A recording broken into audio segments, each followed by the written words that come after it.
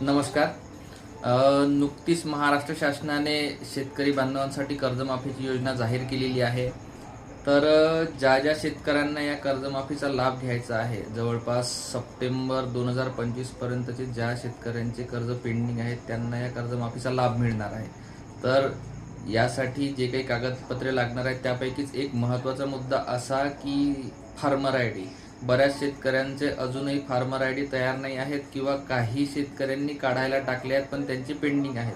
तर माझी सर्व शेतकऱ्यांना हीच विनंती आहे, त्यांनी आपला फार्मर आय डी लवकरात लवकर काढावा आणि ज्यांचे फार्मर आय डी काढलेले पेंडिंग असतील त्यांनी आपल्या शेताच्या विभागातील जो कोणी तलाठी असेल त्यांच्याकडे जाऊन आपल्या फार्मर आय डीबद्दल माहिती घेऊन तो जर पेंडिंग असेल तर त्याला अप्रूव्ह करून घ्यावे.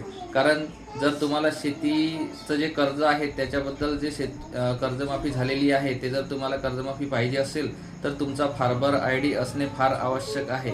तसं सुद्धा शासनाने फार्मर आय डी कंपल्सरी केलेलं आहे. शेतीविषयक तुम्हाला कुठलीही योजना असेल आणि त्याचा लाभ घ्यायचा असेल तर तुम्हाला तुमची फार्मर आय डी असणे फार आवश्यक आहे. म्हणून माझी सर्व कास्तकार लोकांना, शेतकऱ्यांना विनंती आहे की लवकरात लवकर आपली फार्मर आय डी निघाली नसेल तर काढून घ्यावी. कारण बऱ्याच लोकांच्या अजूनही फार्मर आय डी तयार आहेत नाही.